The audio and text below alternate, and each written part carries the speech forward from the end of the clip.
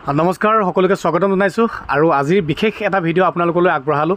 দেখিছে না মই এখন জংঘলৰ মাজৰ বিচনাত শুই আছোঁ। জংঘল বুলি এইকাৰণে কৈছোঁ যিহেতু চাৰিওফালে গছ বন আছে আৰু এইটো এটা ফাৰ্ম হাউচ হয়।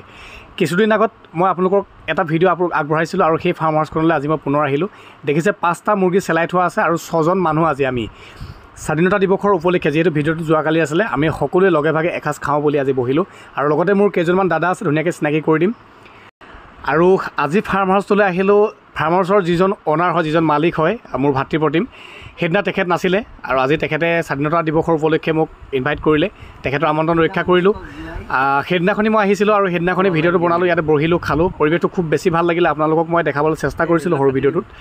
গছ বনেৰে ভৰা, ইয়াত কোনো বেৰ নাই, কিন্তু অকল চাং এখন আছে, ইয়াতে মানুহ থাকিব পাৰে, ৰাতিও থাকিব পাৰে, খুব কোনো প্ৰব্লেম নাই। মহৰ কাৰণে চিন্তা নাই, আঁঠুৱা আছে, গতিকে টেনশ্যন নাই। আৰু ইয়াতে আহি পেলাই খাই বহুত বেছি ভাল লাগে। আৰু এনেকৈ আমি খানা চানা খাই থকাটো প্ৰায় নতুন কথা নহয় আমাৰ কাৰণে, প্ৰায় দেখিয়ে থাকে আপোনালোকে। কিন্তু আজি স্পেচিয়েল এটা খাম বুলি ভাবিলোঁ। দেখিছে নহয় খুব সুন্দৰকৈ পিচ বনাই আছে তেওঁ, আৰু যাৰ ফাৰ্ম হাউচলৈ আহিছোঁ তেওঁ নিজে কাটি আছে আৰু তেওঁ নিজে আজি বনাই খুৱাব। আমি একো কৰাৰ কোনো প্ৰয়োজন নাই।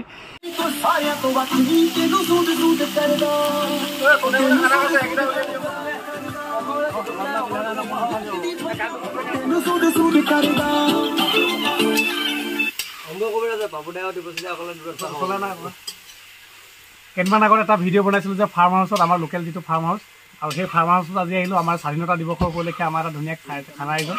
আৰু মোৰ লগত দুজন দাদা আছে, এইফালে প্ৰকাশ দা আৰু এইফালে ধন্দুকা প্ৰায় ওলাই থাকে বাৰু মাজে মাজে, আৰু শ্যামলীয়ে ভিডিঅ' কৰি আছে, এইফালে পিতাই আছে, আৰু এইফালে দুৱৰা। আমি এইকেইজনৰ ভিতৰত আজি আমাৰ জীৱনত মানুহক পইচাই জানো জোৰে? কেতিয়াবা পইচাইটো কেতিয়াও নোজোৰে। আৰু পইচাৰ পাছত আমি তেনেকৈ দৌৰোঁতে আমি জীৱনটো উদযাপন কৰিবলৈ পাহৰি যাওঁ। শেষ মুহূৰ্তত আমাৰ হাতত পইচা থাকে, কিন্তু আমাৰ হাতত সময় নাথাকে জীৱন উদযাপন কৰিবলৈ। গতিকে আজি আমি এনেকৈ ৰাতি বহিছোঁ সকলোৱে খাবলৈ। আমাৰ সকলোৰে নিজৰ নিজৰ কাম আছে, সকলোৰে নিজৰ নিজৰ কামত ব্যস্ত থাকে দিনৰ ভাগত, আৰু ৰাতি এনেকৈ অকণমান মনৰ ফূৰ্তিৰে কিবা এটা এনেকৈ খাব লৈছোঁ, প্ৰীতিভোজ এটা খাব লৈছোঁ। বহুত বেছি মনটো ভাল লাগিছে। আচলতে জীৱনটো বাৰুকৈ উদযাপন কৰিছোঁ মই, আৰু ইয়াকে কয় জীৱন জিন্দাবাদ। আৰু জীৱন জিন্দাবাদ কৰিবলৈ হ'লে কিন্তু হাতত পইচাও লাগিব, আৰু তাৰ কাৰণে কিন্তু কাম আমি কৰিবই লাগিব। সকলোখিনি বেলেঞ্চ কৰি পেলাই আমি জীৱনটোক চলাই নিয়াটো আটাইতকৈ ডাঙৰ কথা। আৰু এতিয়া দেখিছে নহয় ফাইনেলি আমাৰ গ্ৰেভি ৰেডি হৈ গ'ল। এতিয়া চিকেন কেৱল খাব লাগে, লেগ পিচ খাই যি খাই নিজৰ ইচ্ছামতে খাব লাগে। ইয়াত মাংস আনলিমিট, আপুনি যিমান খায় সিমান মাংস আহি থাকিব। যদি মাংস কিবা কাৰণত শেষো হৈ যায় তেতিয়াও আকৌ এক্সপায়াৰ অপশ্যন থাকে। গতিকে টেনশ্যন নাই এইখন ফাৰ্ম হাউচত, আৰু খাই বহুত বেছি ভাল লাগে।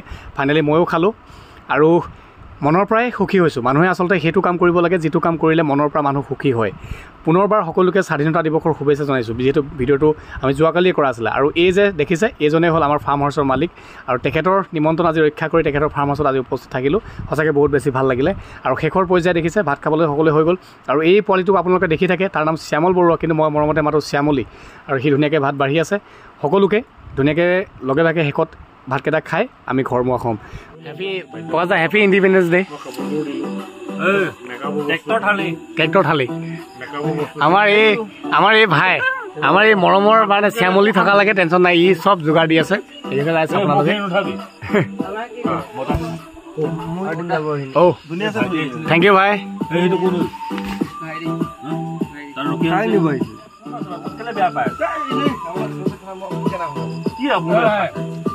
আমাৰ নহয় নেকি? ভাত বাই লওঁ।